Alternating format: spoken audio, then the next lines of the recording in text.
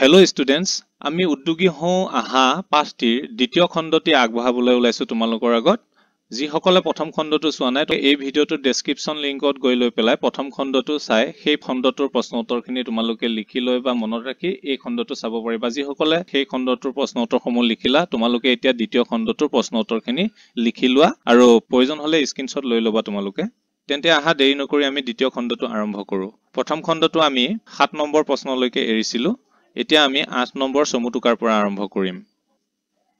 8 number চমুটুকা লিখা। চমুটুকাখিনি এইখিনি কিতাপত আছে তোমালোকৰ। মই চমুটুকাখিনি পঢ়ি দিছো এইটো কাৰণে যাতে তোমালোকে এই পঢ়াখিনি শুনি মনত ৰাখিব পাৰিবা আৰু শুনি থাকিলে বস্তুটা পটককে মনত ৰয় আৰু তো স্ক্ৰিনত চাইয়ে আছা। এই দুইটা পদ্ধতিয়ে যদি তোমালোকে শুনা মনত ৰখাত সহায় হ'ব। এটা Thomas Alva Edison. Thomas Alva Edison আমেৰিকীয় মূলৰ এজন বিশ্ববিখ্যাত বৈজ্ঞানিক আছিল। তেওঁৰ 1847 চনৰ 11 ফেব্ৰুৱাৰীত আমেৰিকাৰ ওহিও মিলানত জন্ম হৈছিল। তেওঁৰ পিতৃ-মাতৃৰ নাম আছিল ক্ৰমে স্যামুৱেল আংডেন আৰু নেন্সি মেথিউ। লৰালি কালতে বেমাৰত পৰি তেওঁৰ শ্ৰৱণ শক্তি ক্ষীণ হৈ পৰাত তেওঁ কেৱল 12 সপ্তাহহে বিদ্যালয়ৰ মুখ দেখিছিল। তেওঁ প্ৰায় 12 বছৰ বয়সৰ পৰাই ৰেল ষ্টেচনত বাতৰি কাকত বিক্ৰী কৰিছিল আৰু পিছলৈ নিজৰে বাতৰি কাকত ছপাশালৰ আৰম্ভ কৰিছিল। তেওঁ নিজৰ জীৱনকালত বহুতো উদ্ভাৱন তথা আৱিষ্কাৰ কৰি থৈ গৈছে।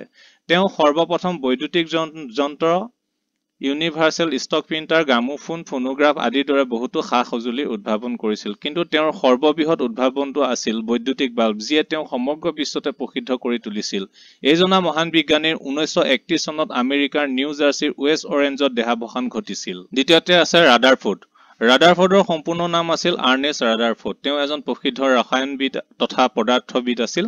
তেওঁক পাৰমাণৱিক পদাৰ্থ বিজ্ঞানৰ জনক বুলি কোৱা হয়। ৰাদাৰফোৰ্ডৰ 1871 চনৰ 30 আগষ্টত নিউজিলেণ্ডত জন্ম হৈছিল। নিজৰ জীৱনৰ প্ৰায় আধা সময় ৰাসায়নিক গৱেষণাত অতিবাহিত কৰা ৰাদাৰফোৰ্ডে পৰমাণুৰ নিউক্লিয়াছ ধনাত্মক আধানযুক্ত কণিকাৰে গঠিত বুলি মত পোষণ কৰিছিল আৰু তেজস্ক্ৰিয় পদাৰ্থৰ পৰা নিৰ্গত বিকিৰণ বা ৰশ্মিক আলফা, বিটা আৰু গামা ৰশ্মি হিচাপে বিভক্ত কৰিছিল। তেজস্ক্ৰিয়তা ধৰ্মৰ ওপৰত কৰা গৱেষণাৰ বাবে তেওঁ ৰসায়ন বিজ্ঞানৰ নোবেল বঁটা লাভ কৰিছিল। এই জনা মহান বিজ্ঞানীৰ 1937 চনৰ 19 অক্টোবৰত ইংলেণ্ডৰ কেম্ব্ৰিজত দেহাৱসান হৈছিল। তাৰপিছত আছে আলেকজেণ্ডাৰ গ্ৰাহাম বেল। টেলিফোনৰ উদ্ভাৱক হিচাপে বিশ্ববিখ্যাত আলেকজেণ্ডাৰ গ্ৰাহাম বেলৰ 1847 চনৰ 3 মাৰ্চত স্কটলেণ্ডৰ এডিনবাৰ্গত জন্ম হৈছিল। তেওঁ অতি বিৰল প্ৰতিভাৰ অধিকাৰী আছিল। তেওঁ কেৱল টেলিফোনৰে উদ্ভাৱন কৰা নাছিল, তেওঁ ফ্লাইং মেচিন আৰু মেটেল ডিটেক্টৰ আদিৰো আৱিষ্কাৰ কৰিছিল। গ্ৰাহাম বেলৰ মাতৃ আৰু পত্নী দুয়োগৰাকীয়ে বধিৰ আছিল আৰু ইয়াৰ বাবে তেওঁ জীৱনৰ অধিক সময় ধ্বনি বিজ্ঞানৰ ক্ষেত্ৰখনত উৎসৰ্গা কৰি কাণেৰে শুনিবলৈ অসমৰ্থ হোৱা লোকসকলৰ বাবে শ্ৰৱণ যন্ত্ৰ তৈয়াৰ কৰিবলৈ সক্ষম হৈছিল। গ্ৰাহাম বেলৰ 1922 চনৰ 2 আগষ্টত কানাডাৰ নোৱা স্কটিয়াত নিধন হৈছিল। চেষ্টাৰ কাৰ্লসন। চেষ্টাৰ কাৰ্লসনৰ সম্পূৰ্ণ নাম আছিল চেষ্টাৰ ফ্লয়ড কাৰ্লসন। 1906 চনৰ 4 ফেব্ৰুৱাৰীত আমেৰিকা যুক্তৰাষ্ট্ৰৰ ৱাশ্বিংটনৰ চিয়েটলত জন্মগ্ৰহণ কৰা কাৰ্লসন এজন বিখ্যাত পদাৰ্থ বিজ্ঞানী, উদ্ভাৱক তথা কীৰ্তিচক্ৰ প্ৰতিনিধি বা পেটেণ্ট এটৰ্নী আছিল। কাৰ্লসনে জেৰ'গ্ৰাফী আৱিষ্কাৰ কৰিছিল, যাক জেৰক্স কৰ্পোৰেচনৰ দ্বাৰা বিকশিত কৰি ব্যৱসায়ীকৰণ কৰা হৈছিল। জেৰক্সৰ পৰা লাভ কৰা স্বত্বাধিকাৰীমূলক নিয়মিত ধনৰ দ্বাৰা 1968 চনৰ সময়ত ফৰ্চুন পত্ৰিকাৰ মতে তেওঁ আমেৰিকাৰ সকলোতকৈ ধনী ব্যক্তিসকলৰ ভিতৰত স্থান লাভ কৰিছিল। কিন্তু তেওঁ এজন দুখীয়া লোক হিচাপে শেষ নিশ্বাস ত্যাগ কৰাৰ এক অন্তিম মহৎ আকাংক্ষা আছিল। সেয়েহে তেওঁ নিজৰ অধিকাংশ ধন পৰোপকাৰী উদ্দেশ্যত সমৰ্পিত কৰিছিল। তেওঁ ধৰ্মীয় উদ্দেশ্যৰ বাবে প্ৰায় $150 মিলিয়ন দান কৰিছিল। এই জনা মহান ব্যক্তিৰ 1968 চনৰ 19 ছেপ্টেম্বৰত আমেৰিকা যুক্তৰাষ্ট্ৰৰ নিউয়ৰ্কত মৃত্যু হৈছিল। Bill Gates. বিল গেটছৰ সম্পূৰ্ণ নাম হ'ল উইলিয়াম হেনৰী গেটছ। বিশ্বৰ সবাতোতকৈ ধনী ব্যক্তি হিচাপে পৰিচিত হোৱা বিল গেটছ হৈছে মাইক্ৰছফ্ট নামৰ কোম্পানীটোৰ সহ-প্ৰতিষ্ঠাপক তথা অধ্যক্ষ। তেওঁ 1955 চনৰ 28 অক্টোবৰত আমেৰিকা যুক্তৰাষ্ট্ৰৰ ৱাশ্বিংটনৰ চিয়েটলত জন্ম হৈছিল। তেওঁৰ পিতৃৰ নাম উইলিয়াম এছ গেটছ আৰু মাতৃৰ নাম মেৰী মেক্সৱেল আছিল। তেওঁ সৰু কালৰে পৰা কম্পিউটাৰৰ প্ৰতি অত্যাধিক ৰুচি আছিল আৰু ইয়ে তেওঁক পৰৱৰ্তী কালত এজন ছফ্টৱেৰ ডেভেলপাৰ হিচাপে নিজকে গঢ়ি তোলাত সহায় কৰিছিল। ডেভেলপাৰ বানানটো ভুল হৈ আছে, তোমালোকে শুদ্ধকৈ লিখি ল'বা। ইয়াৰ পিছত তেওঁ আৰু থমকি ৰ'ব লগা হোৱা নাছিল। তেওঁ 1975 চনত পল এলেনৰ সৈতে লগ লাগি আমেৰিকাৰ নিউ মেক্সিকোত মাইক্ৰছফ্টৰ স্থাপনা কৰিছিল। বৰ্তমান মাইক্ৰছফ্ট হৈছে বিশ্বৰ সৰ্ববৃহৎ কোম্পানীসমূহৰ অন্যতম এটা। ফোৰ্বছ পত্ৰিকাৰ 2022 চনৰ প্ৰতিবেদন মতে বিল গেটছ প্ৰায় $123 বিলিয়ন সম্পত্তিৰে বৰ্তমান বিশ্বৰ ধনী ব্যক্তিসকলৰ তালিকাৰ 4ৰ্থ স্থানত আছে। William Shakespeare. উইলিয়াম শেক্সপিয়াৰ আছিল ইংৰাজী সাহিত্যৰ সৰ্বতোকালৰ শ্ৰেষ্ঠ লেখক তথা বিশ্বৰ শ্ৰেষ্ঠ নাট্যকাৰ। তেওঁ 1564 চনৰ 23 এপ্ৰিলত ষ্টেটফৰ্ড ইংলেণ্ডত জন্ম হৈছিল। তেওঁৰ পিতৃৰ নাম জন শেক্সপিয়াৰ আৰু মাতৃৰ নাম মেৰী অৰ্ডেন আছিল। শেক্সপিয়াৰ অতি উচ্চ সৃজনীমূলক প্ৰতিভাৰ অধিকাৰী আছিল। তেওঁ প্ৰায় 39খন নাটক, 154টা চনেট, 3টা দীঘলীয়া কথা কবিতা আৰু কিছু সংখ্যক কবিতাৰ চৰণ ৰচনা কৰিছিল। তেওঁৰ নাটকবোৰক বিশ্বৰ প্ৰায়বোৰ ভাষাতে অনুবাদ কৰা হৈছে আৰু অন্য নাট্যকাৰৰ তুলনাত অধিকবাৰ মঞ্চত প্ৰদৰ্শন কৰা হৈছে। তেওঁৰ দ্বাৰা ৰচিত কিছুমান অতি প্ৰসিদ্ধ কাব্য বা নাটক হৈছে Hamlet, Romeo and Juliet, Othello, Macbeth, King Lear ইত্যাদি। এইজনা মহান সাহিত্যকাৰ, কবি, অভিনেতাৰ 1616 চনৰ 23 এপ্ৰিলত 52 বছৰ বয়সত নিধন হৈছিল। জুবিন গাৰ্গ। জুবিন গাৰ্গ হৈছে অসমৰ এজন প্ৰসিদ্ধ গায়ক, অভিনেতা, সংগীতকাৰ তথা গীতিকাৰ। তেওঁ কেৱল অসমতে নহয়, অসমৰ উপৰি বলিউড আৰু টলিউডৰো খ্যাতিসম্পন্ন গায়ক তথা সংগীতকাৰ। জুবিন গাৰ্গৰ 1972 চনৰ 18 নৱেম্বৰত কপিল বৰঠাকুৰ আৰু মোহিনী বৰঠাকুৰৰ গৃহত জন্ম হৈছিল। তেওঁ বৰ্তমানলৈ অসমীয়া, হিন্দী, বাংলা, কানাড়া, উৰিয়া, তামিল, তেলেগু, পঞ্জাবী, নেপালী আদি বিভিন্ন ভাষাত গীত গাইছে। তেওঁ সংগীতৰ লগতে বৰ্তমানলৈ কেইবাখনো অসমীয়া চলচ্চিত্ৰ নিৰ্মাণ কৰি গভীৰ সফলতা লাভ কৰিবলৈ সক্ষম হৈছে। জুবিন গাৰ্গৰ পত্নীৰ নাম গৰিমা শইকীয়া গাৰ্গ। এই সকলোবোৰৰ উপৰি জুবিন গাৰ্গ হৈছে এজন সক্ৰিয় সমাজসেৱক। তেওঁ কলাগুৰু আৰ্টিষ্ট ফাউণ্ডেশ্যনৰ নামত এটা দাতব্য সংস্থা চলায় আৰু বিভিন্ন উদ্দেশ্যৰে দান বৰঙণি আগবঢ়ায়। অংগৰাগ পাপন মহন্ত। অংগৰাগ পাপন মহন্ত হৈছে অসমৰ লগতে ভাৰতৰ এজন খ্যাতিসম্পন্ন গায়ক তথা সংগীতকাৰ। তেওঁ 1976 চনৰ 24 মাৰ্চত অসমৰ নগাঁও জিলাত জন্ম হৈছিল। অংগৰাগ মহন্তৰ পিতৃ-মাতৃ হৈছে অসমৰ বিখ্যাত সংগীত শিল্পী খগেন মহন্ত আৰু অৰ্চনা মহন্ত। অংগৰাগ মহন্তই অসমীয়া, হিন্দী, বাংলা, তামিল আদি বিভিন্ন ভাষাৰ বহুতো গীতত বৰ্তমানলৈ কণ্ঠ নিগৰাইছে।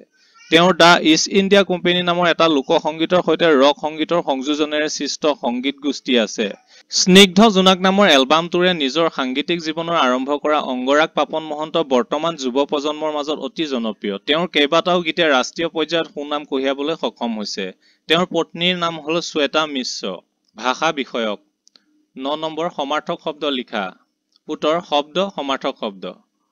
প্ৰভাত, ৰাতিপুৱা, কঠিন, জটিল, দুঃসাধ্য, টান, এলেহুৱা, সুৰূপা, অকৰ্মণ্য, নিষ্কৰ্মা, ডাঙৰ, বৃহৎ, শ্ৰেষ্ঠ, বৰ, চেষ্টা, যত্ন, প্ৰয়াস, লগৰীয়া, সংগী, বন্ধু, লক্ষ্য, উদ্দেশ্য, নিৰবিচ্ছিন্ন, অবিৰত, ধাৰাবাহিক, হাবিয়াস বা হাবিয়াহ, বাঞ্ছা, হেঁপাহ, সপোন, স্বপ্ন। 10 নম্বৰ বিপৰীত শব্দ লিখা। শব্দ আৰু বিপৰীত শব্দ। নতুন, পুৰণি, ক্ষুদ্ৰ, বৃহৎ, সফল, বিফল বা অসফল, কৰ্মহীন, কৰ্মৰত, এলেহুৱা, কৰ্মঠ, কৰ্মী, সহজ, টান, কঠিন, সপোন, দিঠক, সুবিধা, অসুবিধা, আৰম্ভ, অন্ত বা শেষ, জন্ম, মৃত্যু, সমান, অসমান। 11 নম্বৰটো তোমালোকে নিজে চাই ল'বা। ইয়াত মই তেনেধৰণে বাক্য ৰচনা কৰি দিছো। তোমালোকে চাই স্ক্ৰীনশ্বট মাৰি লিখি ল'ব পাৰা বা নিজৰ মতেও লিখিব পাৰা। 12 নম্বৰ ভাৱ সম্প্ৰসাৰণ কৰা। মই উত্তৰবোৰ পঢ়ি দিছো, তোমালোকে প্ৰশ্ন চাই ল'বা। ক, উদ্যোগী পুৰুষ সিংহৰ সমান, এলেহুৱা কাপুৰুষৰ নিচান। উক্ত বচনফাঁকি হৈছে পুৰণি অসমীয়া সমাজত প্ৰচলিত এফাঁকি উল্লেখযোগ্য প্ৰবচন, যাক আমাৰ পাঠ্যপুথিৰ সন্নিৱিষ্ট দেৱজিৎ ভূঞাদেৱৰ দ্বাৰা ৰচিত উদ্যোগী হওঁ আহা পাঠটোত উদ্যোগী পুৰুষ আৰু এলেহুৱা লোকৰ মাজত থকা প্ৰভেদক বুজাবলৈ ব্যৱহাৰ কৰা হৈছে। উদ্যোগী বা পৰিশ্ৰমী লোকসকলে কৰ্ম কৰিবলৈ ভয় নকৰে। তেওঁলোক সিংহৰ দৰে অসীম শক্তিৰ অধিকাৰী হয়। তেওঁলোকে জীৱনত কেতিয়াও সহজে হাৰ নামানে। তেওঁলোকৰ এনে হাৰ নমনা মনোবৃত্তি, একান্ত আগ্ৰহ, সাহস আৰু প্ৰচেষ্টাই তেওঁলোকক কৃতকাৰ্যতা প্ৰদান কৰাৰ লগতে সমাজতো উচ্চ স্থান প্ৰদান কৰে। ঠিক সিংহই জংঘলত ৰজাৰ স্থান লাভ কৰাৰ দৰে। আনহাতে এলেহুৱা লোকসকলে ঘৰতে শুই বহি কটাবলৈ ভাল পায় আৰু সেয়েহে কাম কৰাৰ ভয়ত ঘৰতে বা নিজৰ মাজতে কাপুৰুষৰ দৰে আবদ্ধ হৈ থাকে। বাহিৰলৈ গৈ কাম কৰিবলৈ তথা সমাজৰ মাজত থিয় দিবলৈ ভয় কৰে। উক্ত বচনফাঁকিৰ অন্তৰ্নিহিত অৰ্থ হ'ল যে উদ্যোগী বা পৰিশ্ৰমী লোকসকলে কোনো ধৰণৰ কৰ্ম কৰিবলৈ ভয় নকৰে। তেওঁলোকে সকলো বাধা বিঘিনি বিফলতাক নেওচি সিংহৰ দৰে সাহসেৰে আগবাঢ়ি যায় আৰু সমাজত প্ৰতিষ্ঠা লাভ কৰে। কিন্তু এলেহুৱা লোকসকলে কৰ্ম কৰাৰ ভয়ত কাপুৰুষৰ দৰে সকলো ক্ষেত্ৰতে পিছ হুহুকি থাকে আৰু অসফল ভীৰুৰ জীৱন অতিবাহিত কৰা সকলৰ প্ৰতীক হৈ পৰে। খ, যি মূলা বাঢ়ে তাৰ দুপাততে চিন। উক্ত প্ৰবচনফাঁকি হৈছে অসমীয়া সমাজত প্ৰচলিত হৈ অহা এফাঁকি ফকৰা যোজনা। সৰু কালতে পৰিলক্ষিত হোৱা এজন লোকৰ ভৱিষ্যতৰ লক্ষণবোৰৰ বিষয়ে বুজাবলৈ উক্ত ফকৰা যোজনাটো ব্যৱহাৰ কৰা হয়। মূলা শাক তথা পাচলি হিচাপে অতি গুণসম্পন্ন। মূলাৰ পুলি এটা যেতিয়া অংকুৰিত হৈ দুপতীয়া হয় তেতিয়াই ভৱিষ্যতে ই লহপহীয়া হ'ব নে দুৰ্বল হ'ব বা কেৰুণীয়া হ'ব সেইটো বুজিব পৰা যায়। যিটো পুলি আগলৈ গৈ ভাল হ'ব সি দুপতীয়া হ'লে ঠন ধৰি উঠিব আৰু যিটো ভৱিষ্যতে লেৰেলা পৰা হ'ব সি সৰুতেই কেৰুণীয়া হৈ পৰিব। এই কথাষাৰ মানুহৰ ক্ষেত্ৰতো প্ৰযোজ্য। শিশু এটিৰো লৰালি কালৰ আচাৰ আচৰণ চাই ভৱিষ্যতে ডাঙৰ হ'লে তেওঁ কেনে হ'ব সেইটো বুজিব পৰা যায়। যি শিশু লৰালিতে তীক্ষ্ণ বুদ্ধি সম্পন্ন সজ প্ৰতিভাবান সাহসী তথা কামৰ প্ৰতি আগ্ৰহী হ'ব সি ভৱিষ্যতে এজন গুণী তথা উদ্যোগী ব্যক্তি হিচাপে গঢ়ি উঠিব। উক্ত বচন থাকি অন্তৰ্নিহিত অৰ্থ এইটোৱে যে ভৱিষ্যতে কোন কেনেকুৱা হ'ব তাৰ পৰিচয় সৰুতে পোৱা যায়। যিজন আগলৈ গৈ এজন গুণী তথা লোক হ'ব তেওঁৰ সেই লক্ষণবোৰ সৰুতেই ফুটি উঠিবলৈ ধৰে। শুই থকা শিয়ালে হাঁহ ধৰিব নোৱাৰে।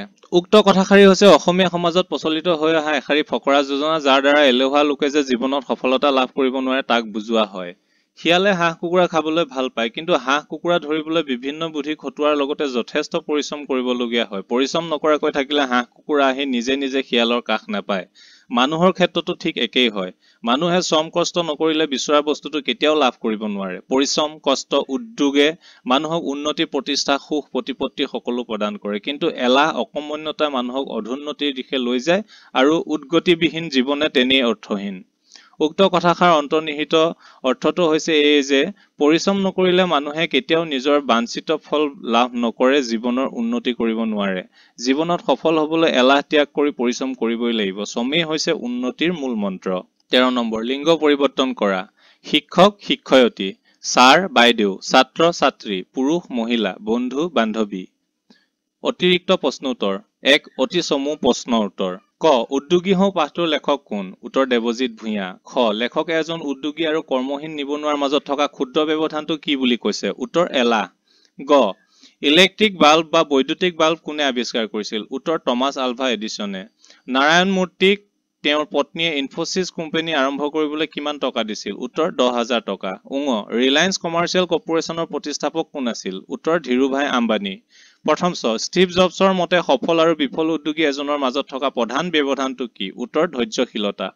দ্বিতীয় GNRC হস্পিটালৰ স্বত্বাধিকাৰীৰ নাম কি? উত্তৰ নোমল চন্দ্ৰ বৰা।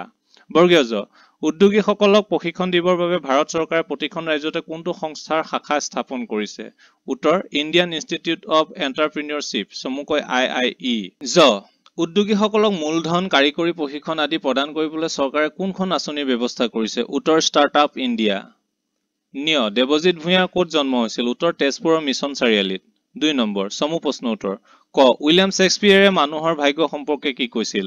উত্তৰ উইলিয়াম শ্বেক্সপিয়েৰে মানুহৰ ভাগ্য সম্পৰ্কে কৈছিল যে আমাৰ ভাগ্য গ্ৰহ নক্ষত্ৰই নিৰূপণ নকৰে, ই আমাৰ নিজৰ ভিতৰতে থাকে।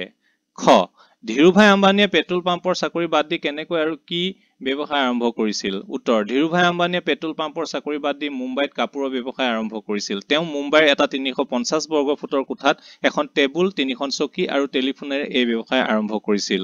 গ দুখীয়া হোৱাৰ ক্ষেত্ৰত বিল গেটছে কি বুলি কৈছিল? উত্তৰ বিশ্ববিখ্যাত উদ্যোগী বিল গেটছে দুখীয়া হোৱাৰ সম্পৰ্কে কৈছিল যে আপুনি যদি দুখীয়া হৈ জন্ম হৈছে সেয়া আপোনাৰ ভুল নহয়, কিন্তু আপুনি যদি দুখীয়া হৈ মৰে সেয়া আপোনাৰ ভুল। ঘ ব্যৱস্থাপনা শাস্ত্ৰ বা মেনেজমেণ্ট শাস্ত্ৰৰ গুৰু পিটাৰ ড্ৰাকাৰে জ্ঞানভিত্তিক অৰ্থনীতিত কোনসকল লোকে কৃতকাৰ্যতা লাভ কৰিব পাৰিব বুলি কৈছিল? ব্যৱস্থাপনা শাস্ত্ৰৰ গুৰু পিটাৰ ড্ৰাকাৰে জ্ঞানভিত্তিক অৰ্থনীতিত নিজকে বুজি পোৱা তথা নিজৰ শক্তি আৰু মূল্য জানি সৰ্বোত্তম পৰিৱেশন কৰা লোকে জ্ঞানভিত্তিক অৰ্থনীতিত কৃতকাৰ্যতা লাভ কৰে বুলি কৈছিল।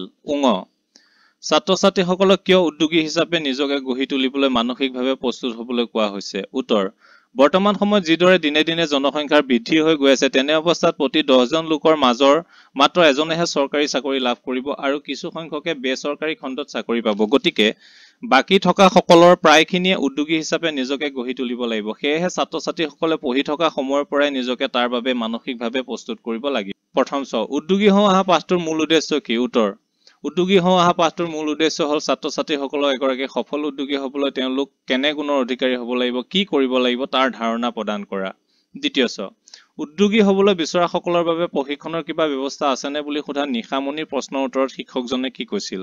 উত্তৰ: উদ্যোগী হবলৈ বিচৰাসকলৰ বাবে কিবা প্ৰশিক্ষণৰ ব্যৱস্থা আছেনে বুলি সোধা নিশামণিৰ প্ৰশ্নৰ উত্তৰত শিক্ষকজনে কৈছিল যে উদ্যোগীসকলৰ প্ৰশিক্ষণৰ বাবে ভাৰত চৰকাৰে Indian institute of entrepreneurship (IIE) নামৰ সংস্থাটোৰ কেইবাটাও শাখা ভাৰতৰ বিভিন্ন ৰাজ্যত স্থাপন কৰিছে।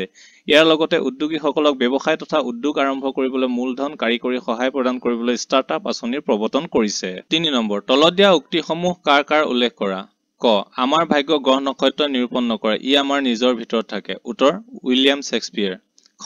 আপুনি যদি দুখীয়া হৈ জন্ম হৈছে সেয়া আপোনাৰ ভুল নহয়, কিন্তু আপুনি যদি দুখীয়া হৈ মৰে সেয়া আপোনাৰ ভুল। উত্তৰ: মাইক্ৰছফ্টৰ প্ৰতিষ্ঠাপক বিল গেটছৰ। গ.